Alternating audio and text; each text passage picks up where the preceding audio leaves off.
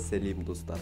Бүгін біз сіздерге атақты комедия, боевик жанрындағы фильм «Не Южному Централу», яғни оңтүстік орталыққа қауіп төндірмеңіз деген фильмге қысқаша шолу жасаймыз. Бұл жас қорқақ шоколадты анасының тәрбиесінде өскен тұғын енді ер жеткенде оған әкесімен бірге тұрып, нағыз ер адам болып шығу қажет. Ал әкесі тұратын жақта өңшең қара нәсілділер. Әкесі шоколадқа қалай өмір сүру керектігін үйрету қажет. Бір қызығы, бұнда қылмыс деңгейінің жоғарылығы соншалық, жігіттер 21 жастан кейін өмір сүретіндер сирек. Бандиттердің қауіпіне қарамастан, мамасы шоколадты әкесі жаққа апарып тастайды.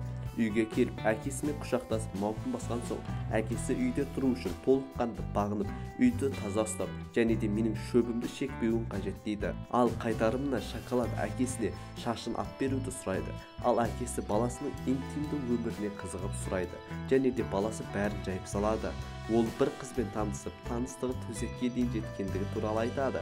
Бірақ қызықты ойы жаман кеткен қыздың анасы шіркеуден келе салысымен бұзған. Когда кончишь, детка, уступи его мамочке. Көшеге шықса, көшеде бірін-бірі өлтіріп жатқан бұзақларды көріп, жағасын ұстайды. Бір бандит кеп балмұздақтық машинасын тонайды. Шоколадтың басты қуанышы, оның досы Док. Оның үйі әрқашанда шашылып жататын. Доктың анасы баласына сорпа жасаған, бірақ сорпасына приправа, дәмдеуіш, тұз бәрін қосып жасай берген. Доктың әжесі де анау-мынау адам емес, тіпті шоколад екеуі мықты соққылармен бір-біріне жауап қатты. Это нужно, перестаньте. Доктың өзі де сәл-пәл қуатын. Ол бірінші атып, екінші кім екенін сұрайды. Дәл солай шоколадты да бөлмесіне жақындап қалғанда атып қоя жаздады. Міне, дәл осындай адам шоколадқа қажет. Бұндай ауданда қалай өмір сүру керектігін үйрете алады. Док оған гангстерше киінуге көмектеседі. Екеуі бірге қасиеттіге аттанады. Оны қасиетті деп атау себебі, ол қара нәсілділерді жинап, ақ адамдардың кезінде ата-бабасына жасаған зұлымдығын айтатын. Сол себептен оны пір тұтады. Қасиеттіні алып ессіз аяққа барады. Ессіз аяқ негізінде мықты билейтін болған, бірақ атысу кесірінен оның аяқтары жарамай қалған. Енді ол инвалидный креслода отырады. Олар бірге Доктың ұрлаған фургонына үлкен вечерге аттанады. Қасиетті сол жерде ақ нәсілді қызды тауып, онымен сөйлеседі, және де өзімен бірге әкетеді. Және оған ақ нәсілдер өз уақытында қара нәсілдерге істегенін жасайды. Шоколад та өз махаббатын табады. Ол Даиши еді. Шоколадтың айтуынша, оның жүзінен нұр көрінеді. Бұл Даиши тіс шыққыш атты бандиттің бывший қызы және көп балалардың анасы. Док оның нашар қасиеті, оның ашықтығы, ол барлық ауданмен жатып шыққан. Сол себептен ол көп балалы ана. Шоколадқа бұның осы қылығы ұнады. Өйткені шоколад қатты бір қыздармен араласа алмайтын. Шоколад Даишиге баруға қорқады. Сол кезде Док шоколадқа лайфхак көрсетеді. Ол бір қызға барып таныспастан бұрын тапаншасын басына тіреп тұрып, қорқынышпен сол қыздың өмірін алады. Бірақ бұндай әдіспен жақсылыққа бармайтынын біліп, бар рухын жинап Даишиге барады.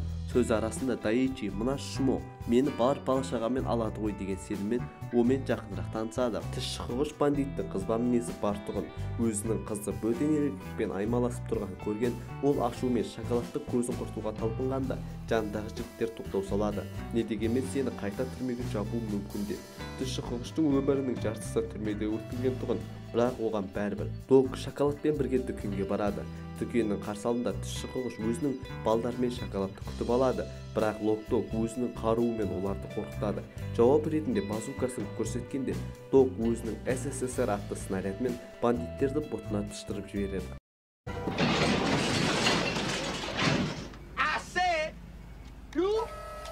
Сэр!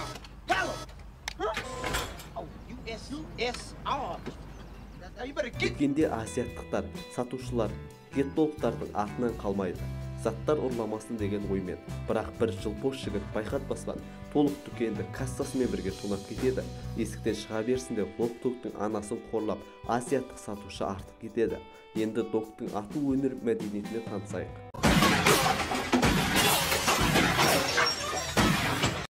Бұл Бұл уақытта Доктың әжесі керемет машинасымен шіркеуге келеді. Шіркеуде қор айтылып жатады.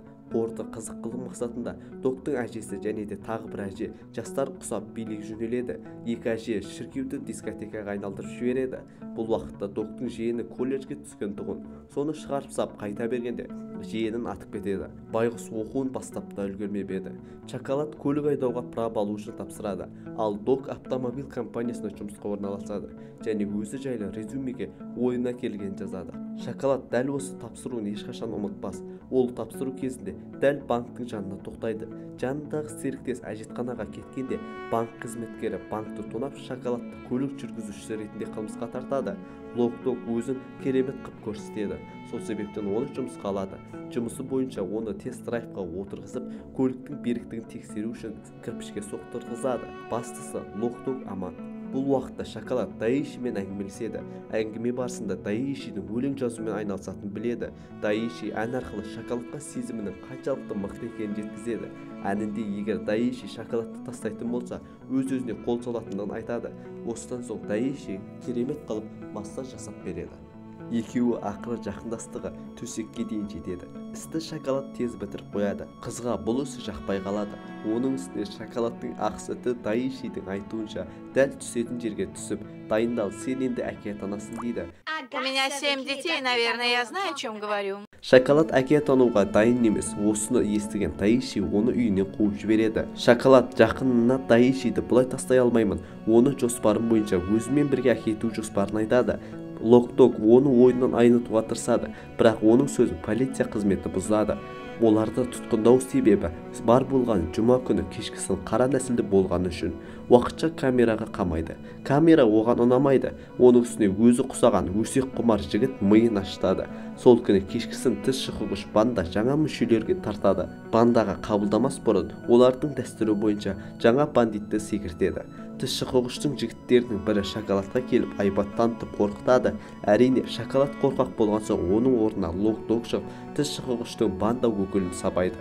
Осындай шиеленістен соң жігіттерге мықты креша қалқан керек. Және ойлары бірден Old School, яғни ескі мектепке түседі. Old School деп осы кісіні айтады. Бұл кісі көптеген артыстарға қатысып, барлық аудан бойынша қалған жалғыз ақсақал болып отыр. Бұдан бәрі қорқады, әрі сыйлайды. Егер де осы кісінің қол астында болса, тіс шұқығыш тиіспейді деген ойда. Бірақ осындай атағы мәлім мықты батырымыз анасының баласы болып шықты. Анасы басқа жаққа баруға жібермей қойды. Ақыры қорғанысты дәл осында құрмақшы. Тіс шұқығыш келгенше достар өз армандарымен бөлісті. Біздің басты кейіпкердің арманы осы аудандағы геттодан құтылу, ессіз аяқ. Баяғыдай аяғына жан бітіп билегенін қалайды. Ал Лок-Догта арман жоқ. Оның ойынша ода бәрі бар. Есірткі, шөптер, тапанша. Сөзді тіс шұқығыш бандасы келіп бұзады. Ол оқты үйге қарап жаудырады. Осы кезде Old School'дың қалай ұзақ өмір сүргенін түсіндік. Сөйтсе ол әрбір атыс басталғанда қашумен болған екен. Дәл осы жолда осы амалды пайдаланды.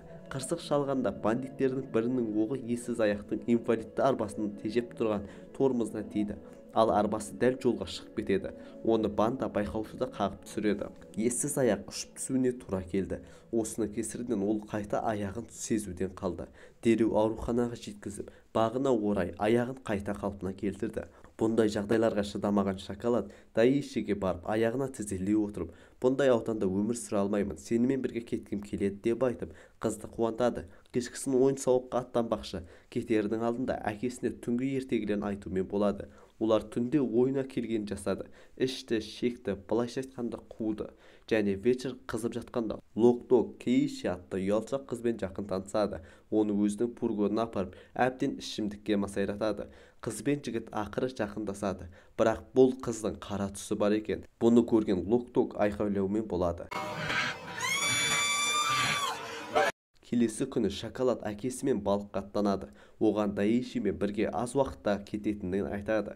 Кейінірек Докпен қоштасып, Даишиді өзімен бірге әкете бергенде банда қайта пайда болады. Олар оқ жаудырды. Шоколад Old School'дан үйренгенін көрсетіп қаша жөнелді. Сонда да оған оқ тиді. Тіс шұқығышты қайта түрмеге жіберді. Шоколад Даишимен жаңа өмірін бастады. Лок-Дог стендап комик болып шыға келді. Ессіз аяқ қайта билеуді бастады. Барлығы өзгерді. Тек Лок-Догтың әжесінен басқа. Ол сол бойғы темекісін шегіп өз рахатымен өмір сүріп жүрді.